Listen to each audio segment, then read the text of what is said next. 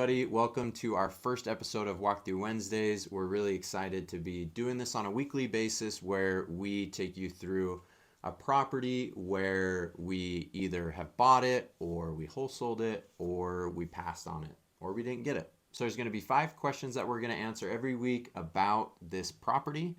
The first question is going to be, where is the property located? What city? And along with that question, it's going to be what type of property. So whether it's a single family home, multifamily, land, whatever it might be. The second question is going to be, how did we find this property? What marketing channel? Was it through our own marketing? Was it a referral? We're going to go into depth on that as well. The third question is going to be, what was the property's condition? Was it nice? Did it need a lot of work? Was it disgusting like a lot of them? We'll go into depth on that as well. The fourth question is going to be, how did we evaluate the deal? How did we look at the numbers? Did it make sense? Did it pencil out? Did it not? The last question we're going to answer is, what happened with it? Did we buy it? Did we flip it? Did we wholesale it? Pass on it? Did we get outbid? We'll go over all of that every single week on every episode, and that's kind of going to be the framework that we're going to be using whenever we go through these Walkthrough Wednesdays. So we're excited. Let's dive into the first one, and we hope you enjoy. So this property that we're going to go through is kind of an interesting one, and it will be a fun one. So first question, where is this property located, and what kind of property was it? So this property is located in Ogden, Utah, and it's a single family home. So number 2, how did we find this lead for this potential deal? So we have our own marketing channels that we use throughout the state of Utah, and this one came from our own marketing through our cold caller. So let's dive into what list we used to find this lead.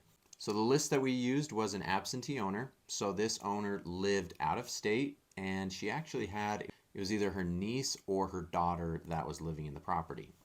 The daughter or niece was about to graduate from Weber State University, and she was going to be moving out of state or moving out of the city. So she was no longer going to be living in this property. When we talked to the homeowner, she had mentioned that, I have this daughter or niece living in there. She's going to be moving, and I don't want to keep it as a rental. She had purchased the property originally when she was living in Ogden, moved out of state, got it rented to a family member, and now she's looking to sell. And there was I think it was about a month and a half of time between when we talked to her to when she was wanting to sell. So fairly quick. Typically, I would say somebody is motivated to sell if they're looking to sell somewhere within about 60 days. But normally it's when they're looking to sell within those first 30 days. That's when you can tell somebody is really motivated and looking to sell. So this one, we could tell that, she was motivated to an extent. Definitely more motivated than, somebody who's just, hey, how much is my house worth type of thing. And you'll come across a lot of those. Tire kickers left and right, within this industry. So as we're talking to her, we're going to say her name is Sharon. I remember it was actually my brother who was talking to Sharon, and she seemed like she wanted to sell. She wanted us to go look at the property, and I remember she had a number in mind, but she wouldn't tell us the number. No matter how many times we asked, no matter how many different tactics and angles we used, she was just kind of stubborn. That happens all the time. Homeowners don't want to tell you, how much they want to sell for whatever reason. And in this case, we just couldn't get it out of her. Also, as I think about this was within our first 6 months of doing real estate, and we were pretty inexperienced. So maybe if we got this lead now, we may have been able to get a number out of her, but we didn't. And so she wanted us to go take a look at it. So we scheduled a time with the tenant or the relative to go over there and take a look at it. And now let's get into the next step and talk about what we saw as we got to the property. All right, so this is part 3 where we're going to go over the property's condition, what it looked like, a little bit about it, and see exactly what we were up against. So one thing we're going to do with every property is we're going to rate them 1 to 10. So with this property, we're giving it a 6-1, 10 being the worst, 1 being the best. Now, we have seen 10s, we've seen 1s, and so I feel like we have a pretty good idea of where this one would lie. So let's take a look. This is in the basement. These pictures are kind of jumbled up, but hopefully you'll get the gist of it. So here's the basement. Loving the Uno card. Some plumbing. So here's the kitchen. Let's take a look. So this is what it looked like. Pretty gross, but not terrible. Here's an exterior picture. Here's the bedroom, front entryway, front room.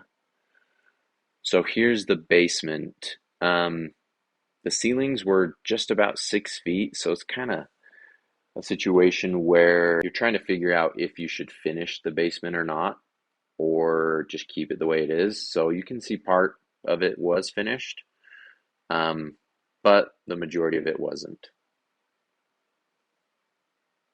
Closet, another exterior off the back. Love the blue walls. Here's the basement again. Laundry room. This was out in the garage. This was down in the basement, a room that they had finished. Another the kitchen, front room. Little girl jumping on the bed. Little pantry. Another closet. Now I'm going to go a little bit more in depth on this, but this is the sewer stack for those who don't know. As you can see, it's going out the side of the foundation, meaning the lowest point of the plumbing in this house is right there. So it drains from there to the street. And if you're looking at this, this is something we learned at this property actually that we used in future flips, is if the sewer stack goes straight through the floor, then you can easily put a bathroom in the basement.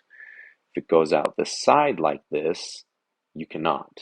You could try and put a pump in, but everything that is draining from this house is going right out the side of the foundation, right where that right where that pipe is going out. Another picture off the back of the house towards the staircase and the laundry. The bathroom, not bad, honestly. Tile wasn't finished. Another picture. Front room, another bedroom, crawl space, couple finished places, little girl's room. All in all, not a terrible house, honestly. You could tell it needs some work. You could tell that it's not in the best shape, but it truly wasn't a terrible home. And so that's why we gave it that 6-1. Some of these that we'll show in the future and other walkthrough Wednesdays will be a lot worse. Some will be better, but we're excited to kind of give you guys a glimpse of what we're seeing on a regular basis. So this is all for part 3, and we'll move into part 4. So number 4, this is where we talk about how we evaluated the deal or how we underwrote the deal. Meaning we figure out exactly how much we could pay for this property and why. Because this was one of our first deals that we tried to do, we were pretty inexperienced. We brought along an experienced investor to come and look at the property with us to kind of get an idea of where someone like a flipper would need to be at in order for this to make sense. Because we went into this knowing that we were wanting to wholesale this property. As you could see in step 3, there was a lot that needed to be done to the property. As you could see in step 3, there was the sewer stack, and that would keep a flipper from being able to easily put a bathroom in the basement. So there's a handful of things that made this not as good of a deal as we were hoping that it would be. That happens all the time. You know, we go into a property thinking this could be a solid deal, and then you see one thing after another, and it becomes less and less and less of a deal. As we spoke to this flipper friend of ours, he had mentioned that he'd need to pick it up at $140,000. Because we knew where our end buyer needed to be, because this was one of our first deals, we didn't want to mess it up. We brought one of these flippers with us to come and help us evaluate the property to see where they need to be at, which was kind of one of our first mistakes, because if there's one thing that we do know is there are so many flippers out there in whatever market you're in, and we know what one person will pay is way different than what somebody else will pay. Going back and thinking about it, if we would have gone under contract at the price that the seller wanted, we probably could have found an end buyer and made some money. But because we kept ourselves to just one investor, kind of shot ourselves in the foot. But you live and you learn, and to be honest, that's a great lesson that we learned early on, and we have yet to make the same mistake. So, as the flipper said, he needed to be at 140,000. Because we knew that our flipper friend needed to be at 140,000, we knew we needed to be less than that in order for us to be able to make money on the deal. We called up the seller, Sharon, and we said, "Hey Sharon, after looking at the property, we need to be at $130,000 in order for this to make sense for us." At $130,000, we knew obviously the difference between 130 and 140 was $10,000. That's how much we were wanting to make on this deal. It's kind of funny in this business, you'll make an offer and that seller that was so gung-ho about just keeping her number to herself, they just come out and just be like, "Nope, I need to be here." And I'm like, why didn't you just tell me that from the get-go? You know, we could have saved you time. We could have made this process a little easier. It's just kind of frustrating. But, you know, that's what comes with doing what we do. So she blurted out, "I need to be at 145. And we're just like, okay, well, I don't think, we're thinking to ourselves, obviously this isn't going to work. So we called up our flipper friend. We said, "Hey man, this is just in full transparency. This is where she needs to be at. Is there any way you could pick it up for more than that so we can make money?" And he was just like, "No, like I need to be at 140. So try and get her to come down on price or else, I get a pass on it." So we call the seller back and she is just not budging. She's not budging on price. She doesn't want to come down. She was just not budging on price. She was stuck at 145. And in all reality, looking back, that was like a fair number, honestly. Like, I feel like she knew that the property needed work. We knew where our flipper friend needed to be at. What we should have done is gone under contract at the 145 that she needed, and then reached out to multiple flippers to see if one of them would pick it up at 150 or 155. Our inexperience came into play, and we just told her, "Hey, we can do the 135 maybe." So at that point, we'd make $5,000, which, as we say, $5,000 is better than no grand. And she was like, "Let me think about it."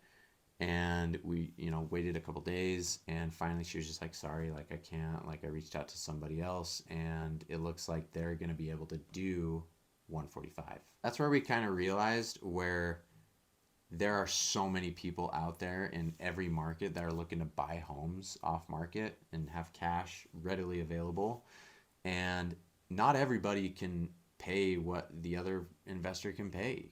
Somebody might be looking at a deal thinking, which this happens all the time, thinking, "I can pay this much because me and my friend or me and my relative, my brother, we do the construction ourselves," which means they can save money there by not having to hire certain things out. There's a lot of buyers, there's a lot of flippers out there that use this strategy, meaning they can pay a little bit more if it means to get the deal, because they can save in other ways, whether that's they have contacts with suppliers or manufacturers for whatever it might be, product material that they're going to use on the job. So they might be able to save there, they might be able to save on labor, they might be able to save because they're realtors already. When it comes to listing the property, they're not going to have to pay their seller side of realtor fees, whatever it might be. Yeah, honestly, we kind of just shot ourselves in the foot by only going with one, but you live and you learn. So we just told her, "Sorry, like, okay, go with them." We thought, we're really confident that like nobody's going to pay more than, no one's going to pay 145 for this thing. Sure enough, somebody did. So let's go into the last point, number 5. This is where we talk about what was the end result, what happened. So as you can kind of tell or kind of allude to what happened, we didn't get the deal. She never came back and said, "Hey, this buyer can't perform at 145. Would you guys buy it at, your 135?" Um, that she found somebody else. She found somebody else who ended up paying 145, and that person, whoever they are, we don't know who they were, bought it. Whether it was a wholesaler, was it a flipper, I don't know, but the property got remodeled and it got sold for more than what we and the flipper thought it would sell for. And this wasn't due to the market going crazy, because this was back in 2019. He miscalculated, what it would sell for. We miscalculated what it would sell for. And so someone bought it, probably made good money on it because they did it up really nice, looked great. And we lost out on it, which that's something that a lot of people don't talk about in this business is, being vulnerable. It sucks when you don't get a deal. It sucks when things don't go your way, when you're so like, this is a deal, this is going to happen, we're so stoked, we're going to make some great money. People don't talk like it can take a mental toll on you, like thinking like, man, if I would have done this, I could have gotten this. Man, if I would have just, ran my numbers a little differently, or if I would have just paid attention more to this, then I could have got the deal.